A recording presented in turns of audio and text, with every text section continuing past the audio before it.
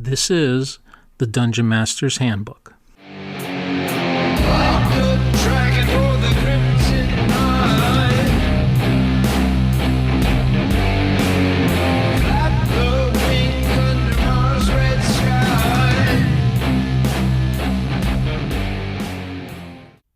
Hello, I'm Michael Shorten, also known as Chicago Wiz, and welcome to episode 30, where we're going to talk a little bit about some of the odds and ends from AD&D combat that I've had to deal with, as well as a correction to a previous episode on charging, and I'm going to lightly touch on that dreaded topic, weapons versus armor class.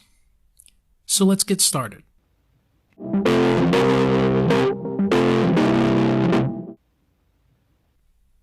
One of the things I really love about AD&D is that after 40-odd years, I'm still learning about the game and still growing. In my last episode where I covered AD&D combat and charging, I told you that the way I handle initiative, if somebody has set to receive a charge with a pointy weapon, in order to allow the charging person to impale themselves upon it, is that the person that set the weapon would automatically get initiative. I base that off of the following example from the Dungeon Master's Guide on page 66. Let me read this example to you. Example: Character A sets her spear with its butt firmly braced upon the floor just as a giant toad hops at her, attacking. If the spear impales the creature, it will score double indicated damage.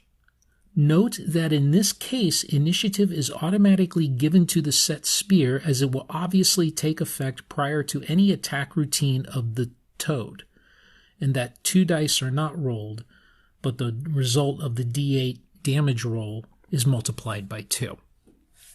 Now, I had read that example and had taken it to mean that in the case of setting for charge, the person setting the weapon would automatically get initiative. And there was a question on one of the Facebook AD&D forums about charging, and a gentleman and I exchanged some pleasantries over that. And, he said, well, no, it's still weapon speed. Where did you get this from? And so I went back and looked, and, I kind of feel like I got it wrong here. And that's, I guess, both the beauty and possibly, for some people, the frustration of AD&D, is that there are some things that you have to kind of parse out or tease out. And thinking about it, I have to agree that, I think I'm convinced that I had it wrong.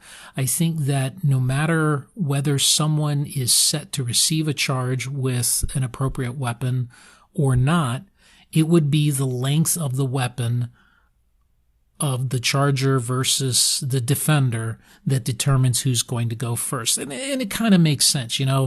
If somebody's charging with a pike and I've got a short spear set, it would make sense that the charger would get the first attack. However, it still does mean that if I score a hit, having set to receive the attack, that then they would get the double damage. So I'm going to go with that.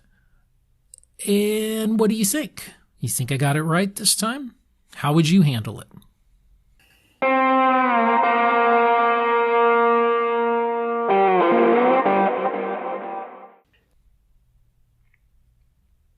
So we've come to the road on covering a lot of the bits of AD&D combat that people have typically found confusing or have expressed confusion or skepticism over.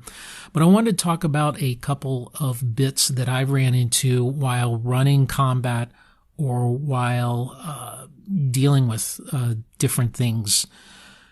The first is, how do you handle creatures with natural attacks if you have tied initiative and you're dealing with weapon speed? So remember that the only time that you really care about weapon speed is one of two cases. When initiative is tied, whenever both parties have rolled, say, a 4, or when you are in melee with a spellcaster and you're trying to determine does the spell get off before the weapon blow can possibly hit. So we tie initiative, say, with that aforementioned toad that was going to attack. How do you figure out the weapon speed for a toad? Well, in this case, the rules actually cover that on the Dungeon Master Guide in page 66. And it says, and I quote, "When opponents in melee have tied for initiative, blows, attack routines included, occur simultaneously, except when both opponents are using weapons." Well, then that answers your question. A toad's not using a weapon per se. It has natural attacks. It's got, it's bite attack. So the way I read that is you don't care about the weapon speed for a monster that's using something like claws or a bite or what have you, since both parties are not using weapons, then both blows are counted, or both melee attacks are counted as simultaneous. And so, the results would apply to both.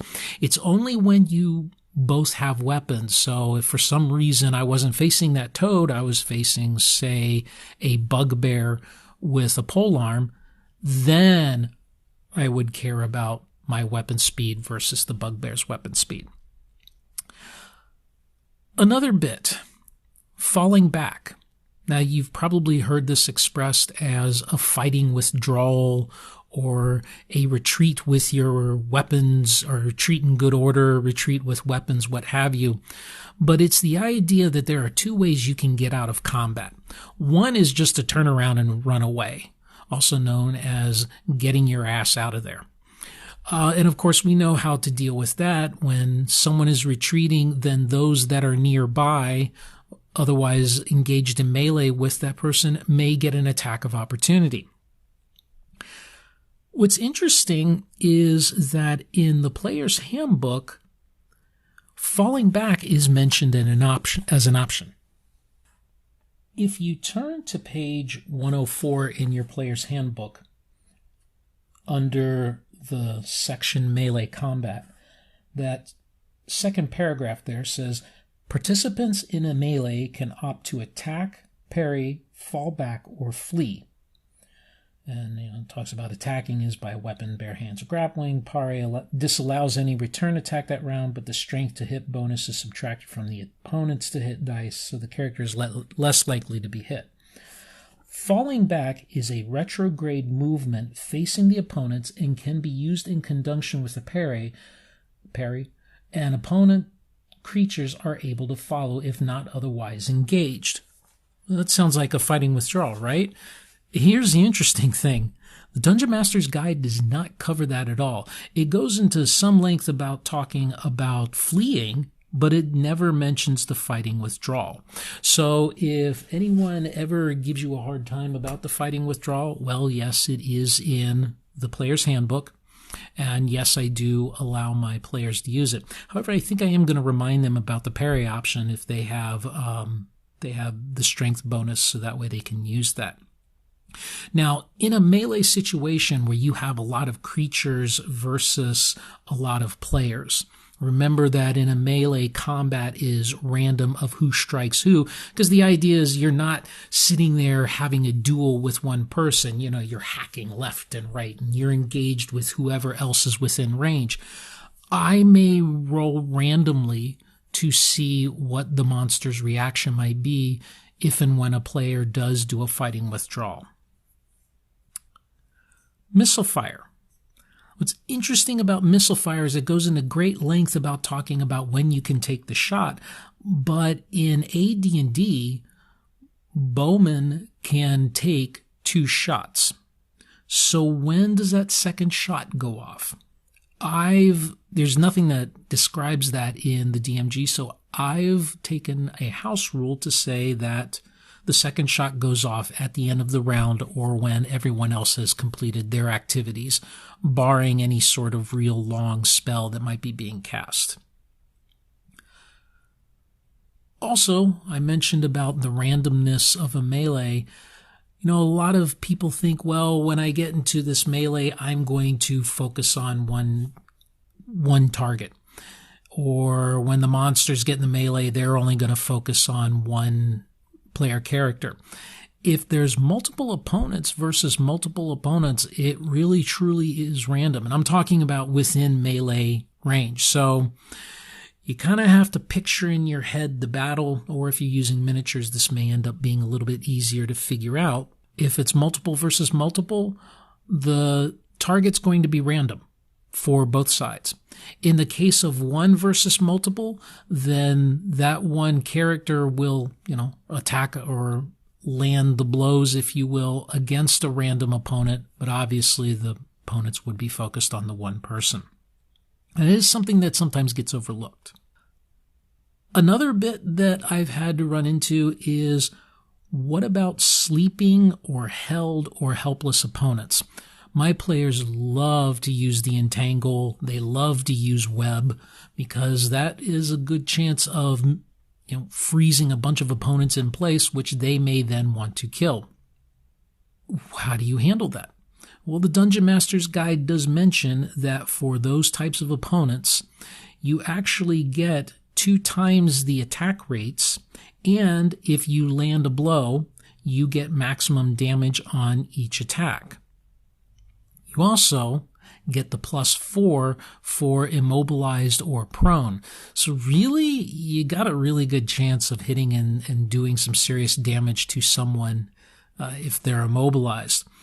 The Dungeon Master's Guide does also go on to mention that if you are not in combat and there is a sleeping, held, or helpless opponent, it only takes 1 round to kill them. So the moral of the story is, drag all of those prisoners and enemies to the back or move combat away, and then you're golden. You don't have to worry about rolling to hit. And that's about it for AD&D combat. Oh, but we have one topic left, don't we? What about weapons versus armor class? The idea of weapons versus armor class is that certain weapons do better against certain armors than others. And this concept goes back to chainmail, the old miniature wargaming rule set that Gary and the late Geneva folks were using for their medieval and historical combats, and in which they started incorporating role-playing into those games, and then ultimately that, beget AD&D and so on. Chainmail's man-to-man rules had this concept where it took different hit values based on an attacker's weapon and the defender's armor. So you would roll 2d6 to see if you hit your defender, and depending on your weapon type and their armor type, you might need to roll a 7, you might need to roll a 10 or a 12 or what have you. What's interesting is that this isn't carried over into the AD&D original books for the alternative combat system. So in the 1974 3 books, it espoused either using chainmail rules, or it said, here's a little alternative combat system with a D20, and it gave birth to the D20 system that we're all familiar with in adjudicating combat. But it didn't actually include anything about the different types of weapon versus the different armors. That appeared later in Supplement 1, which is called Greyhawk. And that book gave a nod to the hand-to-hand combat rules from chainmail. And if you look at the chart that's there, it looks pretty much derived from how chainmail did it. There's really not much more about it on there. Nothing yes, you should use this. It was more of a, if you want to include this in your campaign. And I got to tell you, Gary must have really fallen out of love with this by the time he wrote Advanced Dungeons & Dragons, because There's only a brief note in the Dungeon Master's Guide on page 28 about using it, that, if you want to include this in your campaign, you can. But here we're going to go on and talk about other things. And there is absolutely nothing about this in combat procedures. And the combat procedures lays out pretty much all of the bonuses and penalties and things to think about. So it's interesting that, they went into great detail about weapon speed and weapon lengths, but nothing about the weapon versus armor class. In fact, the most detail that's given about this option is actually in the player's handbook with a chart on page 38, which looks really close to the chart that was laid out in AD&D Supplement 1. Beyond that, crickets.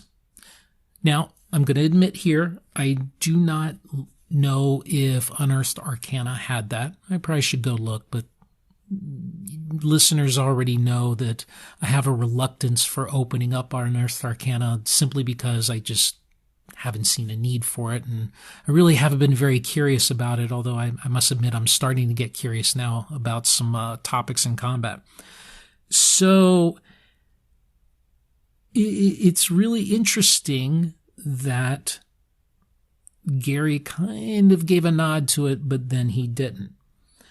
Now, there is one note about using this approach, and I'll read the note from the Dungeon Master's Guide.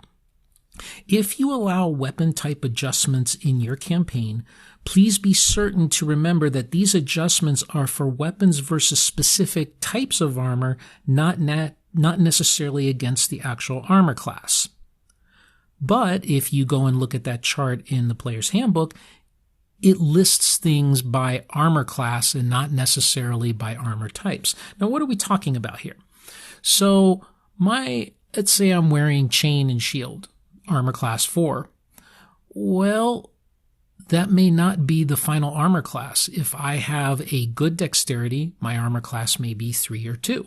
If I have a particularly bad dexterity, then my armor class may be 5 or 6. So the note here is, what is the original armor class 4, and then what is the armor class after you take the dexterity bonuses into account? So what does that mean for someone that's using weapon versus armor class? That means that when they go to attack a opponent, they would need to know what the armor class is so they could take into account the appropriate bonus or penalty for their weapon. And I'm talking about the original armor class for the armor that they're using. And then you would have to turn around and know what is the actual real armor class, including all bonuses and penalties, to actually figure out the final to roll value that they would need to beat. Whew. It's no wonder people dropped using that adjustment from the game. I have to admit, it's not something that I felt yet that I want to add to my game.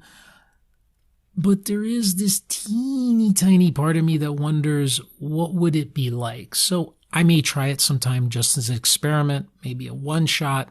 I don't know. We'll see. I've never been one that feels drawn to uber realism, and I have a feeling that that's what weapons versus armor class really would appeal to if you have a desire of that, yes, a dagger would work well versus this armor, but wouldn't work well versus a shield, let's say.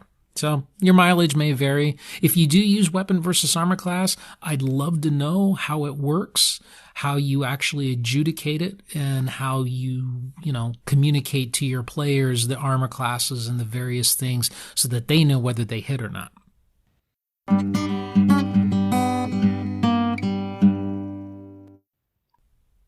Well, that's going to wrap it up for this episode. I've pretty much gone through everything I wanted to cover with these deep dives into simplifying AD&D combat, and I really appreciate the feedback that I've gotten from you all about how this has helped or hasn't helped. I've gotten a couple of comments that I want to address later on, but I am out of time now. In our next episode, episode 31, I'm going to visit my other D&D love, and that is original D&D, also known as OD&D. And I'm going to talk about the two OD&D games that I'm currently running, one being the solo one-on-one game with my wife, and the other one being a game based on the old Ultima computer role-playing game setting. Also, have a bit of news for you if you like AD&D podcasts. You may be interested to know that Eric Tankar of Tankar's Tavern is starting a new AD&D podcast with two friends of his, and he's calling it Unearthed Arcana. Now, you can get more details about this podcast, when it's going to start and who's in it, if you visit one of Eric's many social media outlets. I think it's great. I have absolutely no problem with many AD&D podcasts coming on. I think the more the merrier, because I think that the more we have, the more that we learn from each other, then the more that we can continue bringing out what a great game this is and helping to share our love of it. So give it a listen if you're so inclined. And who knows, maybe we'll all get together sometime and have a big old talk, or maybe just have a big old game, you know? As always, I want to thank you all for listening and for your comments. You can always leave me a message about any questions you have or what you think. I'll leave the appropriate links in my show notes. So until next time, game on.